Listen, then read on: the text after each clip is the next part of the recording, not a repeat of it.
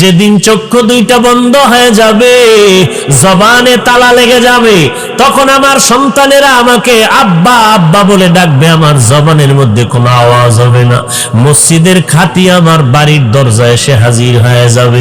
যাদেরকে আমি আপন মনে করলাম আমার কলিজার, এরা বলবে তাড়াতাড়ি ঘর থেকে লাশটাকে নামাও, তাড়াতাড়ি লাশটা ঘর থেকে নামায় দাও, ঘরের মধ্যে লাশ আমরা পাহারা দিতে পারবো না। একদল যাবে তাড়াতাড়ি গরম পানি কর, চিরবিদায়ের গোসলটা আজকে দিয়া দেওয়া হবে। একদল দৌড়াবে বাঁশবাগানে কবর খনন করার জন্য, একদল যাবে বাজারে কাপড় আনার জন্য, আমার গায়ের গেঞ্জিটা পর্যন্ত বেলের দিয়া কেটে কেটে রেখে দিবে। এই চিরবিদায়ের গোসল করাইয়া চিরবিদায়ের জানাজাটা পড়াইয়া এরপরে আমাকে যখন কবরের দেশে নিয়ে যাবে, বাঁশবাগান যেখানে দিনের বেলাও যাইতে বড় ভয়, দিনের বেলাও যাইতে মনে চায় না, ভয়, সাপ বিচ্ছুর ভয়, ওই বাঁশবাগানে একা একা আমাকে সবাই রাখিয়া এরপরে পাড়াইয়া মাটি দিয়া সবাই বিদায় হয়ে যাবে। অন্ধকার কবর, বেশি লম্বাও না, ডানে বামে জায়গাও বড় কম, নড়াচড়ারও কোনো সুযোগ নাই। নবী বলেন দুইজন ফেরেশতা কবরে এসে হাজির হয়ে যাবে তিনটা প্রশ্ন করার জন্য। তুমি পীর না মুরিদ, মাওলানা না মুফতি সাহেব জানার দরকার নাই, তুমি একজন টিচার না ছাত্র জানার দরকার নাই। ফেরেশতারা তিনটা প্রশ্ন করবে, রবের পরিচয় দাও, ধর্মের পরিচয় দাও, রাহমাতুল লিল আলামিনের পরিচয় দাও। এই তিনটা প্রশ্ন ছাত্রকেও করবে, শিক্ষকেরও করবে, পীর সাহেবেরও করবে, মুরিদেরও করবে, ইমামেরও করবে, মুক্তাদিদেরকেও করবে, গরিবেরও করবে, ধনীরও করবে, পুরুষেরও করবে, নারীরও করবে। কয়টা প্রশ্ন? রবের পরিচয় দাও, ধর্মের পরিচয় দাও, রাহমাতুল লিল আলামিনের পরিচয় দাও। এই তিনটা প্রশ্নের জবাব যারা দিতে পারবে, নবী বলেন তার কবর হবে রওজাতুম মির রিয়াজিল জান্নাহ। আর যারা জবাব দিতে পারবে না, তাদের কবর হবে হুফরাতুম মিন হুফারিন নার, জাহান্নামের টুকরা। কারা জবাব দিতে পারবে? এই জমিনে যারা রবের গোলামি করে যাবে, কবরে গিয়ে জবাব দিবে রব্বি আল্লাহ, আমার রবকে। জিহ্বা নাড়ায় বলেন। দুনিয়াতে যারা ইসলাম মেনে চলবে, কবরে গিয়া জবাব দিবি দীনিয়াল ইসলাম, আমার ধর্মের নাম ইসলাম। দুনিয়াতে যারা নবীর সুন্নতের আমল করবে, আঙ্গুলের নখগুলো কেমনে রাখবেন সেখানেও নবীর সুন্নত আছে না নাই। মাথার চুলগুলো কেমনে রাখবেন সেখানেও মদিনাওয়ালার সুন্নত। ও বান্দা, জুতা দুইটা কেমনে পরবেন সেখানেও নবীর সুন্নত। যারা মানবে, কবরে যাওয়ার পর আমার নবীর সাথে একটা রাস্তা বানাইয়া বলবে এই ব্যক্তিটারে চিনো কিনা। নবীর সুন্নতের যারা আমলওয়ালা আশেক হয়ে কবরে যাবে, আমার নবীরে দেখা মাত্র চিনে ফেলবে আর বলবে ইনি তো আমার মায়ার নবী।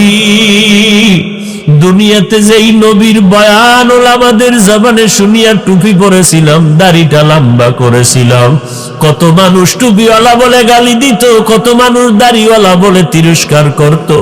নবীর মোহাব্বতে পাগড়ি পরতাম, কত মানুষ পাগড়িওয়ালা বলে তিরস্কার করত। নবীর মোহাব্বতে জামা পরছি, কত মানুষ জামাওয়ালা বলে তিরস্কার করে, কত মানুষ বুজুর্গ বুজুর্গ বলে তিরস্কার করে। নবীর সুন্নতের আমল করলেই মানুষ তিরস্কার করত। এত গালির পরেও টুপি সারি নাই, দাড়ি সারি নাই, নবীর পোশাক সারি নাই। আল্লাহর নবীকে দেখা মাত্র চিনবে আমার আল্লাহ, গাইবে আওয়াজ দিয়ে বলবে রে ফেরেশতা, আমার বান্দাটারে আর জিজ্ঞাসাবাদ করিও না। আমার বান্দা দুনিয়াতে কম কষ্ট করে নাই, আমার বান্দা এত কষ্ট করেছে আমি আল্লাহ সব জানি। সবাই যখন ঘুমাইতো, আমার এই আশেক পাগলটা ঘুমায় না, এই বান্দাটা ভোর রাত্রে ওযু বানাইয়া জায়নামাজে সিজদায় গিয়া কাঁদতো, আর আমি আল্লাহকে ডাকতো ইয়া রাব্বি গফিরলি, ইয়া রাব্বি গফিরলি, ইয়া রাব্বি গফিরলি। ও রব, তুমি আমাকে মাফ করে দাও, দাও, ও আল্লাহ তুমি আমাকে মাফ করে দাও। নামাজ পড়ি, রোজা রাখি, জিকির করি, তেলাওয়াত করি, এরপরও বুঝি তোমাকে রাজি করতে পারলাম না। ও আল্লাহ দুনিয়ায় চোখের পানি ফেলে কাঁদতেছি রে আল্লাহ, মাফ করে দাও। দুনিয়ার কান্না কিছুই না, কবরে গিয়ে আযাব সইতে পারবো না। এই বান্দাটা খানার প্লেট নিয়া, এই বান্দা ঠিক মতো খেতে পারে নাই, আজান হয়ে গেছে, দৌড়াইয়া মসজিদে হাজির, সামনের কাতারে গিয়া নামাজে দাঁড়ায় গেল। ও ফেরেশতা, এই বান্দাটা আমার এত আদরের, এত মোহাব্বতের বান্দা, আজান শোনা মাত্র বান্দা পাগল, কখন গিয়া মালিকের কদমে সিজদা লাগায় দিবে। মদিনার নবী বলে, ওরে যারা আল্লাহর কদমে সিজদা দেয়, যখন 3.5 হাত বডির মাথার কপালটা মাটিতে লাগায় দেয়, ওই বান্দা মাটিতে দেয় না, আল্লাহর কুদরতি কদমে সিজদা দেয়। আল্লাহ বলবেন, ফেরেশতা এখন আমার বান্দাটারে আর জিজ্ঞাসা করিও না, এখনই তাড়াতাড়ি কবরের মধ্যে বেহেশতের বিছানাটা দাও, 3.5 হাত কবরটাকে বড় একটা বালাখানা বানাও, জান্নাতের সাথে একটা রাস্তা বানাইয়া দাও। আমার বান্দা এখন জান্নাতের নিয়ামতের রং আর ভূ পাইয়া, ঘেরান পাইয়া আরামে ঘুমায় যাবে। কিয়ামত পর্যন্ত এই বান্দারে কেউ ঘুমে যেন ডিস্টার্ব না করে। নবী বলেন, আল্লাহর নবী দুঃখ করে বলেন, যারা দুনিয়াতে রবের গোলামি করে না, নবীর সুন্নাত মানে না, নিজেও নামাজ পড়ে না, যারা নামাজ পড়ে তাদেরও পছন্দ করে না, নিজেও দাড়িটা লম্বা করে না, যারা দাড়ি লম্বা করে তাদেরও পছন্দ করে না, এই সমস্ত মানুষগুলো যখন কবরে যাবে তাদেরকেও 3টা প্রশ্ন করা হবে। এর যুবক, স্কুলে পড়ো, কলেজে পড়ো, চাকরি করো, ব্যবসা করো, জানা নাই, প্রশ্ন কিন্তু 3টা, রেডি করিয়া কবরের দেশে যাও। স্কুলে পড়ো আলহামদুলিল্লাহ, কলেজে পড়ো আলহামদুলিল্লাহ, তবে মনে মনে রাখবা প্রশ্ন কিন্তু 3টা কবরে করা হবে। কোন দল করো, কোন কলেজে পড়ো জানার দরকার নাই, ফেরেশতারা জানতে চাইবে রবের পরিচয়টা দাও, ধর্মের পরিচয়টা দাও, মদিনাওয়ালা নবীর পরিচয় দাও। যারা দুনিয়াতে রবের গোলামি করবে না, এরা কবরে যাওয়ার পরে বলবে, হা হা লা আদরি, আফসুস আফসুস, আমি কিছুই জানি না, কিছুই জানি না, কিছুই জানি না। সাথে সাথে নবী বলেন, আল্লাহ গায়বী আওয়াজ দিয়া বলবেন, ও ফেরেশতা এই বান্দাটারে আর সুযোগ দিও না, আমি আল্লাহ এই নাফরমানের দুনিয়াতে কম সুযোগ দেই নাই। আমার দেওয়া সূর্যের আলো, চাঁদের আলো, পানি বাতাস ভোগ করলো, আমার দেওয়া নদীর মাছ খাইলো, জমিনের ফসল খাইলো, গাছের ফল খাইলো, এত বড় নিমক হারাম, একবারও আলহামদুলিল্লাহ বলে নাই। উলামায়ে কেরাম পায়ে ধরে ধরে নামাজের দাওয়াত দিত, এক বেলার নামাজও বান্দা পড়ে নাই। এখন আর দেরি করিয়া কি লাভ? দুনিয়াতে অনেক সুযোগ দিলাম, বান্দা সুযোগ গ্রহণ করে নাই। আজান শুনিয়া মসজিদ দেখাও বান্দা মসজিদের মধ্যে ঢোকে নাই, নিজেও নামাজ পড়ে নাই, নামাজিদেরকেও বকাবাধ্য করত, নামাজিদেরও পছন্দ করে নাই। এখন আর দেরি করিও না, কবরের মধ্যে জাহান্নামের বিছানাটা বিছাইয়া দাও। সাথে সাথে কবরের মধ্যে জাহান্নামের বিছানাটা দেওয়া হবে। আল্লাহ পাক বলবে, এখনই জাহান্নামের সাথে রাস্তা বানাইয়া দাও।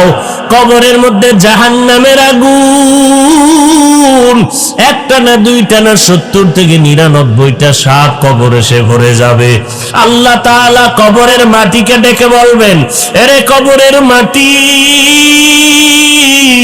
এই গুনাহগার নাফরমানকে 2 পার্শ্ব থেকে জোরে জোরে চাপ দাও। এত জোরে চাপ দিবে পাঁজরের হাড়গুলো চুরমার হয়ে যাবে। ওই নাফরমানের চিৎকারের আওয়াজ দুনিয়ার সবাই শুনবে, মানুষ আর জিনেরা শুনবে না। এরে নাফরমানের কবরে আযাবের খবর কুকুর দেখে, গরুয়ে দেখে, ওরা আওয়াজ পায়। এই জন্য দেখবা কবরের দিকে তাকাইয়া কুকুর অনেক সময় ঘেউ ঘেউ করে চিল্লায়, কারণ ওরা কবরের আযাব ডাইরেক্ট দেখতে পায়। ভিন্ন পশুরা কবরের আযাব দেখতে পায়। একটা বেনামাজির লাশ যখন কবরে দাফন করলো, পাশে ছিল গরুর গোয়াল ঘর। রাতের বেলা দাফন করে সবাই ঘরে চলে গেল। সকাল বেলা দেখে গরু একটাও গোয়াল ঘরের মধ্যে নাই। একটা গরু জায়গায় মরে গেছে, কিছু গরু রশি সিরিয়া পালায় গেছে। কারণ কবরের আযাব এত মারাত্মক আযাব। মদিনার নবী বলেন, এই কবরের আযাবের কথা স্মরণ হলে আমি মুহাম্মদ পাগলের মতো হয়ে যাই। কাদের কুদরত দারি বার কামাল, আন্তা রব্বি আন্তা হাসবি যুল জালাল, তুহি কাদের জলিলুল্লাহ জাহাদার, বহর হালে তুহি মেরা নিগাহদার। আল্লাহ বলে, তোরে আমি এত আদর করে বানাইলাম, আসমান আমি বানাইছি, কিন্তু না, এটা আমার বলি না, তোরে কেন আমার বললাম? এর একটা কারণ হলো, আজকে যারা আমি আল্লাহরে ভুলিয়া তোরা খ্রিস্টানেরে আপন বানায় নিছো, ইহুদিরে আপন বানায় নিলি, ওজায়েরে আপন বানায় নিছো, বৌদ্ধ ধর্মের লোকেরা গৌতম বুদ্ধের গুরু বানায় নিছো। এরা কেউ তোর আপন না, আমি আল্লাহ তোদের আপন। তোরা আমার, তোরা আমার, তোরা আর কারো না, তোরা ওজায়েরও না, বরং তোরা যাদের খোদা বলিয়া মাথার তাজ বানাইছো, এদেরকেও আমি আল্লাহ বানাইছি। ওজায়েরেরও আমি আল্লাহ বানাইলাম, ঈসা নবীরও আমি আল্লাহ বানাইলাম। আমি আল্লাহ মারিয়ামের গর্ভে ঈসা নবীরে দান করলাম, বাবা সারা সন্তান। এরে নবীর উম্মতের দল, আমি আল্লাহ গৌতম বুদ্ধের যে গোলামি করে গৌতম রেও তো আমি আল্লাহ বানাইছি। আমি আল্লাহ সব মাখলুকাত বানায় দিলাম, তোদেরকে কেউ বানায় নাই। অতএব তোরা কারো না, তোরা একমাত্র আমি আল্লাহর, আমার তোরা আমার, আর আমি আল্লাহ হলাম তোদের মালিক। তোরা আমার গোলাম, তোরা আমার বান্দা, তোরা আর কারো বান্দা না। এইটা বুঝানোর জন্য আল্লাহ বলেন, ইয়া ইবাদি, হে আমার পেয়ারা বান্দা বান্দিরা, হে আমার প্রিয় বান্দা বান্দিগণ। 2 নাম্বার বান্দা বলার কারণ, আল্লাহ কেন বান্দা আমার বান্দা বললেন? বান্দা বললেই তো বুঝা আমার আল্লাহর বান্দা, এরপরও কেন আল্লাহ বান্দা বললেন? কারণ হইল, বান্দা বলার একটা কারণ হলো, আরে প্রত্যেকটা জিনিসের সাথে আর একটা জিনিসের মিলানোর জন্য সূত্র লাগে। আর সূত্র গুনতে গেলে, দেখতে গেলে আসল একটা সূত্র থাকে, পরিচয়ের একটা সূত্র থাকে। ওস্তাদ আর ছাত্রের মধ্যে পরিচয় আছে, কি বলে উনি আমার ওস্তাদ, আমি তার ছাত্র। মা বাবার মধ্যে পরিচয় কি, ওই ব্যক্তি আমার বাবা, মা আমি তার সন্তান। আবার পীর মুরিদের মধ্যে পরিচয়, এই লোকটা আমার পীর, আমি তার মুরিদ, এটা আসল পরিচয়। অন্যান্য পরিচয় আছে। আমার ওস্তাদকে যদি জিজ্ঞাসা করা হয় আপনার পরিচয়টা কি, আমি বললাম তার নাম এই, মাওলানা অমুক, বাড়ি অমুক জায়গায়, অমুক মাদ্রাসার শিক্ষক, এটাও একটা পরিচয়। আর ডাইরেক্ট যদি বলি আমার ওস্তাদ, এর দ্বারা সম্মান বাড়বে না কমে যাবে? বিয়ার পরে তারিখ করে আইবার কয় অনুষ্ঠান হবে মাইয়ার বাড়ি, ইসলাম কয় খবরদার মাইয়ার উপরে জুলুম করবি না, 16 বছর বাপ মায়ে খাওয়াইছে, কত কষ্ট করেছে, এই ছেলে মাইয়াডারে বিয়া কইরা স্বাধীনভাবে নিজের বাড়ি নিয়ে আসবি, শ্বশুরের গোষ্ঠী শুদ্ধ সবাইরে পেট ভরে খাওয়াবি, ছেলের বাড়ি, মাইয়ার বাড়ি কোনো অনুষ্ঠান চলবে না। হ্যাঁ, মাইয়ার বাবায় যদি কয় আমি কিছু খাওয়াইতে চাই, তাহলে ছেলেরা কয়েকজন গিয়া চুপে চুপে খাও, গোষ্ঠী শুদ্ধ গিয়া বাড়ির দরজা খালি বানাইও না, খানা খাইয়া পাতিলেরে খালি করবা না। খবরদার, মেয়ের উপরে অধিকার দিয়েছেন আমার আল্লাহ, মর্যাদা দিয়েছেন আমার আল্লাহ, ইসলাম দিয়েছেন মর্যাদা। জমিনের মধ্যে আর কেউ নারীর মর্যাদা দিতে পারে নাই। নারীর উপরে জুলুম করা যাবে না, যৌতুক করিয়া নারীর উপরে জুলুম করা হবে না, নারীর বাড়ি অনুষ্ঠান করে জুলুম করা যাবে না। এরপরে মহারানা ধার্য করতে গিয়া চালাকি করিস না, মোহরে ফাতিমি করো, এর থেকে অতিরঞ্জিত করবা না। হ্যাঁ, যদি করো মুহরটা উসল করে দেওয়ার মতো তৌফিক আসেনি, মোহরের টাকা আগে দিয়া দাও। আম্মাজান আদম যখন ঘুমাইয়া গেলেন জান্নাতে, হাওয়ারে আল্লাহ বানায় ফেললেন। আদমের ঘুমের মধ্যে পাজরের হারনিয়া আম্মাজান হাওয়াকে বানায় ফেললেন, সুন্দর সাজে সজ্জিত করে বসায় রাখলেন দূরে। আদম ঘুম থেকে উঠে কয়, নতুন ভরি খেরে। তাকাইয়া হতভম্ব হয়ে গেলেন। এবার দিল টানে দৌড় মারবে। আল্লাহ তো জানতেছেন, আদম দৌড় দিস না, এরে দৌড় দিতে মন চায়নি বলে চায়। আমি আল্লাহ তোদের শান্তির জন্য, তোর কলিজা ঠান্ডা করার জন্য এই মহিলারে বানাইছি। তবে এই মহিলার সাথে যদি কথা বলতে চাও, আগে মোহর দাবি, মোহর আদায় কর। কেমনে মোহর আদায় করব? আল্লাহ কয়, 3 বার অথবা 20 বার আমার মুহাম্মদের উপর দরুদ শরীফ পড়ো। হরকে বাসো হরকে খাহাদ আমিলে সল্লু মুদাগম আতেশে দোজক শাওয়াদ বরওয়ায়ে হারাম। দরুদ পড়লে লাভ না ক্ষতি? পড়েননি দরুদ? বলেন কি রবিউল আউয়াল ও ভরি সবে বরাত, এডি ভুল নাই, যেহেনে জেলাফি হেনে দুরুদ। কি এমন একটা জেলাফির প্যান্ডেল যায় না যেহেনে দরুদ পড়ছি জেলাফি খাই নাই? এটা হয় নাই। জেলাফি যত টাটকা, দরুদ তত টাটকা। আর দরুদের গুষ্টিও নাই। অথচ মসজিদে বান্দা ঢুকবা, সেখানেও দরুদ, বের হইবা দরুদ। যারা নবীরা আসে এরা দরুদ এইভাবে পড়তে হবে, বেশি বেশি দরুদ পড়ো। কারণ দরুদ শরীফ পড়নেওয়ালার উপরে জাহান্নামের আগুন হারাম। জাহান্নামের আগুন হারাম। কই শুধু অনুষ্ঠানে দরুদ পড়ে, অথচ মসজিদে ঢুকতেও দরুদ শরীফ, দিতে বের হইতেও দরুদ সালাম। বিসমিল্লাহি ওয়াসসালাতু ওয়াসসালামু আলা রাসূলিল্লাহ আল্লাহুম্মা ইফতাহ লি আবওয়াব রাহমাতিক। আছে না দরুদ সালাম? আবার যখন বের হবেন, বিসমিল্লাহি ওয়াসসালাতু ওয়াসসালামু আলা রাসূলিল্লাহ আল্লাহুম্মা ইন্নী আসআলুকা মিন ফাদলিক। সব সময় দরুদ শরীফ পড়ো। হাঁটতেছো দরুদ পড়ো, সাল্লাল্লাহু আলাইহি ওয়া আলিহি ওয়া সাল্লাম, সাল্লাল্লাহু আলাইহি ওয়া আলিহি ওয়া সাল্লাম, সাল্লাল্লাহু আলাইহি ওয়া আলিহি ওয়া সাল্লাম।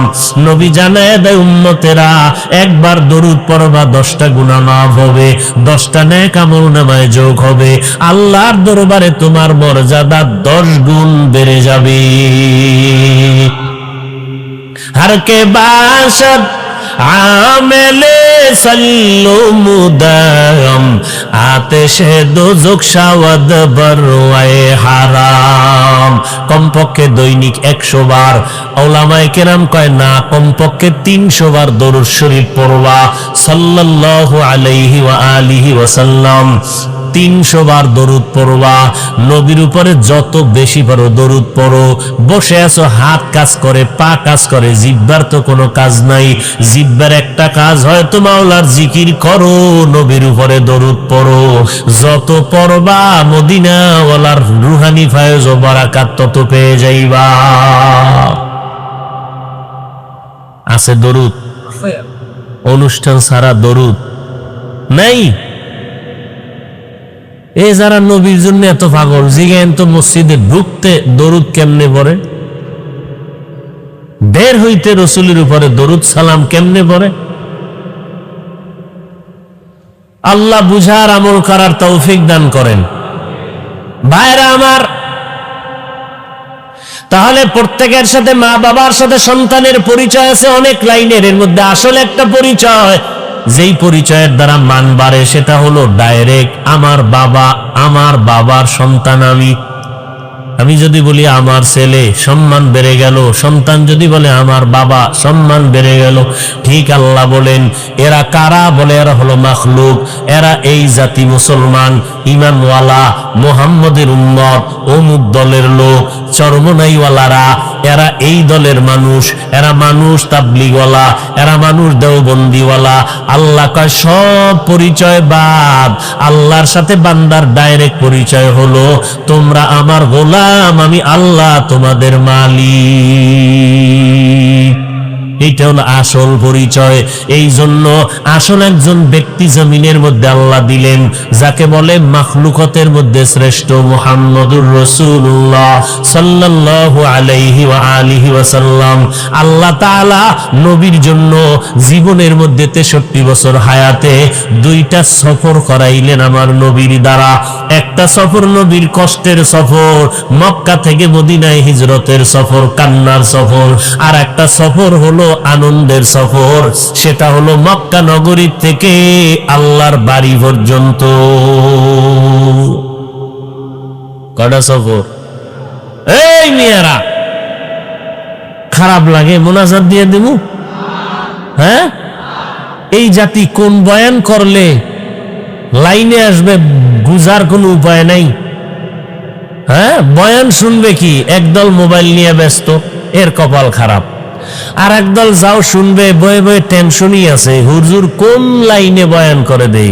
ও লাইন খুঁজতেছে, বয়ান শুনবে কসু, ও লাইন খুঁজতেছে। দেখে যে মৌদুদি আমগো মৌদুদির লাইনে করেনি, নাকি কাদিয়ানির লাইনে করে না, তাবলিগের লাইনে করে না, চরমনাইর লাইনে করে। আর লাইন কি? ও আহমদ নির্বোধ, লাইন তো একটা, আল্লাহ এবং রসুল। কে? কোরআন আর হাদিস। আবার লাইন কি? তোমার লাইন আলাদা হতে পারে, ইসলামের লাইন কোনো আলাদা নেই। কথা ঠিক না? এবার লাইন খুঁজি, কখন লাইনটা বুঝবো কেমনে? টুপিটার সাইজ আগে দেখি, বাস টুপি দিয়া এবার বক্তা আলাদা করে বলাইছে। একটা টুপিকে কেন্দ্র করে দল আলাদা, তোমার টুপি আলাদা, আমার টুপি আলাদা, তুমিও আলাদা হুজুর, আমিও আলাদা হুজুর। এরকম আছে না নাই? অথচ টুপি কার সুন্নত বলেন? কই সেই সুন্নতটা মানবেন? এবার দলাদলি কেন? টুপি পরবা, পাঁচকল্লি বুঝি না, লাম্বা বুঝি না, কিস্তি বুঝি না, মদিনা ওয়ালার সুন্নত টুপি পরো। এ যদি তাল গাছ দিয়ে বানাও পরো, কি পরা লাগবে? টুপি। তাল গাছ দিয়ে বানায় পরো, না হয় প্লাস্টিক বানায় পরো, টুপি পরা লাগবে। যেটারে সবাই টুপি কয় এরকম একটা টুপি পরো। কথা বুঝেন না? মানুষ যেটাকে টুপি বলে সচরাচর, এটা মাথায় করো, অন্য কিছু না। যেদিনে মানুষ টুপি বলে না এডি না, টুপি পরো, রসুলের সুন্নাত। দাড়িটা লম্বা করো, রসুলের আদর্শ। নবী কইছে লম্বা করো, তুমি হওয়ার আগেই চিন্তা করো কতটুকু, কতটুকু না, নবী কইছে লম্বা করো। এনে আবার তোমার এত টেনশন কি? লম্বা হইতে হইতে যদি বেদিশা হয়ে যাও, তখন ফতোয়া নাও মুফতি সাহেবের থেকে, কি করা যায়। মওদুদি সাহেব ফতুয়া দিবে, বেরাসের মতো রাখলেই চলবে। আর মদিনার ইসলাম ফতুয়া দিবে কমপক্ষে 1 মুষ্টি, এর কম নয়। কথা বুঝেননি? আমরা মওদুদিরটা মানবো না মদিনারটা মানবো? কে? বর্তমান নবযুগের নবজ্ঞানী শিক্ষিত সমাজরা এখন তো মদিনার ইসলাম মানতে ভাল লাগে না। এটা ওল্ড মডেল, নিউ দরকার। এই পুরান ইসলাম এটা হবে না, নিউ দরকার, আপডেট। কেমন আপডেট? বলে কোরআন শরীফ বিনা ওযুতে ধরলেও সমস্যা নেই। এই যে একটা আপডেট হইল। আর কি আপডেট? কয় মহিলাদেরকে মসজিদে ঢুকাও। কেন? কয় আগে মুক্তাদি পরে ইমাম হবো, আগে এক জামাতে পুরুষের সাথে নামাজ পড়ো, মহিলারা ঘরে কেন? আসো তোমরা বাইরে আসো। কেন? কয় মদিনার নবীর সময় মহিলারা গিয়া ঈদগায় গিয়া একই জামাতে নবীর বয়ান শুনছে, নামাজ পড়ছে। বাস দলিল লয়ে গেছে। কই? Direct Medina.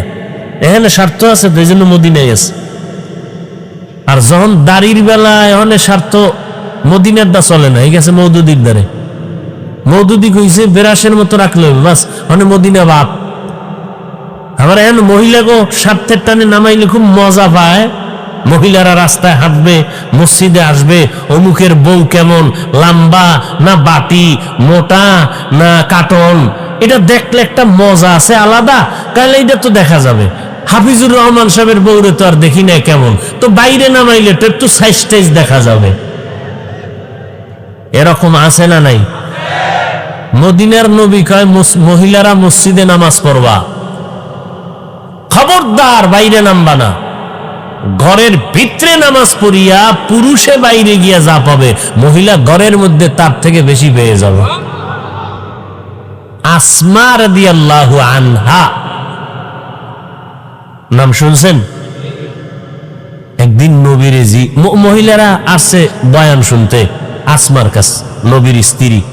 তো নবীর কাছে গিয়ে একটু জিগাইবেন নি কি না, আসমা রাদিয়াল্লাহু আনহা জিজ্ঞেস করবেন কি যে মহিলারা পুরুষের মতো জানাজায় যাইতে পারে না, জুমায় যাইতে পারে না, পুরুষেরা জানাজায় গেলে অনেক সওয়াব বরকত পায়, মহিলারা ঈদের ঈদগায় যায়, জুমায় যায়, তাহলে আমরা যে এর থেকে বঞ্চিত। নবীজি বললেন, হে আসমা জানায়া দাও।